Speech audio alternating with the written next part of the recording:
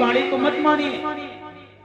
आदमी को व्यक्तिवादी नहीं, आदमी को शास्त्रवादी बनना चाहिए। महाराज आप मेरी बात मत मानिए, अगर मेरी ही बात मानेंगे, शास्त्र की बात नहीं मानेंगे, तो पता चले हम कोई बात गड़बड़ कर दे तो। इसलिए आदमी को अपने ज्ञान चेष्टा के अनुसार शास्त्र सम्मत बातें, शास्त्रवादी होना चाहिए। व्यक्तिवादी बनेंगे तो गड़बड़ हो जाएंगे, बहुत बाबा लोग जेल में सड़ रहे हैं। इसलिए आदमी को शास्त्र सम्मत शास्त्रवादी बनना चाहिए। चंचुला देवी का उद्धार करके मां पार्वती उनके पति बिंदुक जी को, गंधर्वराज तुमरु जी हैं, तुमरु जी प्रथम शिव महापुराण की कथा विंध्य पर्वत पर जाके, यही विंध्याचल में प्रयागराज में बिंदुक का शरीर छूटा था, मरा था, और बिंदु जी को कथा सुनाए थे भगवान भोलेनाथ के गण। कौन? गंधर्वराज तुमरु। और उनका परम कल्याण हो गया। बोले कि नारायण भगवान की जय हो। भगवान की कथा, भगवान की भंगिमा मां गंगा केवल 3 लोगों को तारती हैं। इस लोक को, परलोक को और स्वर्ग को, 3 लोगों को तारती है ना, 3 लोगों को तारती है मां गंगा। लेकिन भगवान की एक पावन कथा गंगा 3 लोगों को तारती है। 3 लोग कौन कौन हैं? सुनने वाले श्रोतारम, बोलने वाले वक्तारम, और चेष्टा, जो चेष्टा करके भगवान की कथा को जानना चाहता है, जिज्ञासु, इतने लोगों को तरमतार करती है महाराज।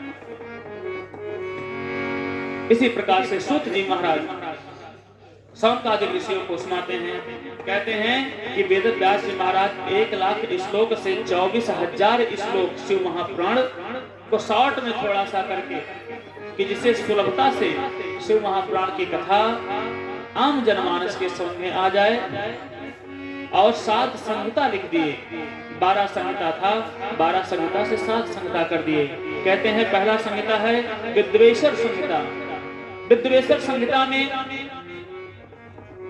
भगवान के महात्म कथा और 2 लौकिक पारलौकिक उदाहरण है, एग्जाम्पल हैं, जो कि हमें भागवत कथा, शिव महापुराण, राम कथा, अमर कथा सुनने का, श्रवण लाभ करने का फल क्या है, इसको बताने के लिए।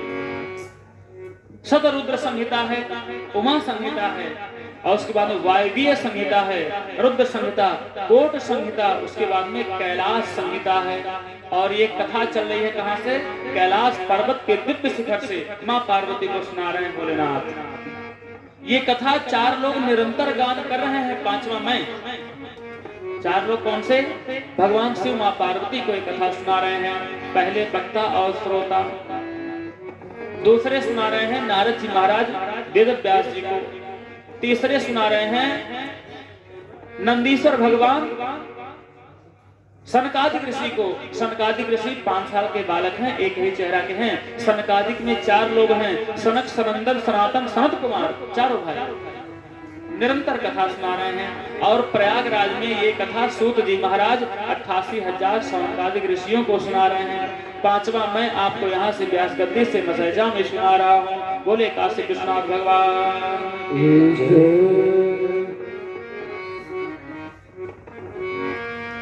मुनीनां षट्कुलीनां प्रोक्ता मितुरेतुतरम् इदं परमित्यं नेति विवादः सुमहान भूतः।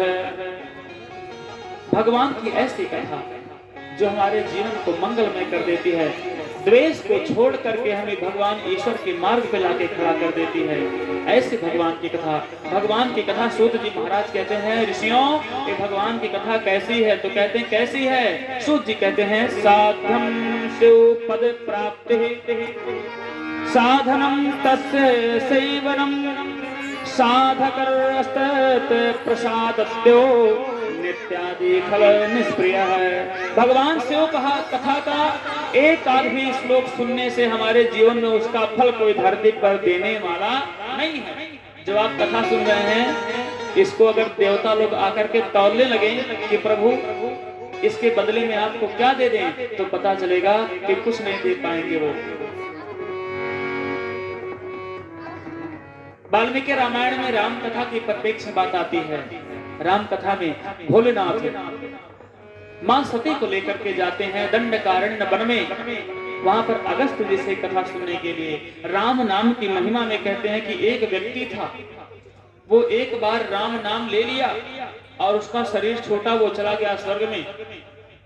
देवता और थोड़ा सा उसका पाप था, थोड़ा सा पुण्य था, ढेर सारा पाप था।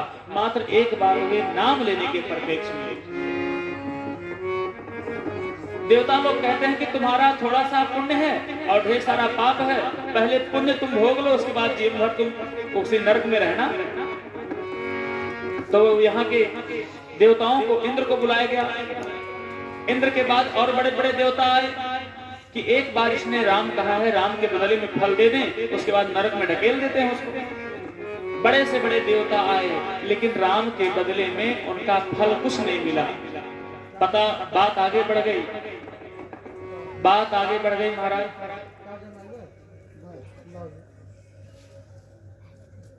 बात इतनी आगे बढ़ गई महाराज,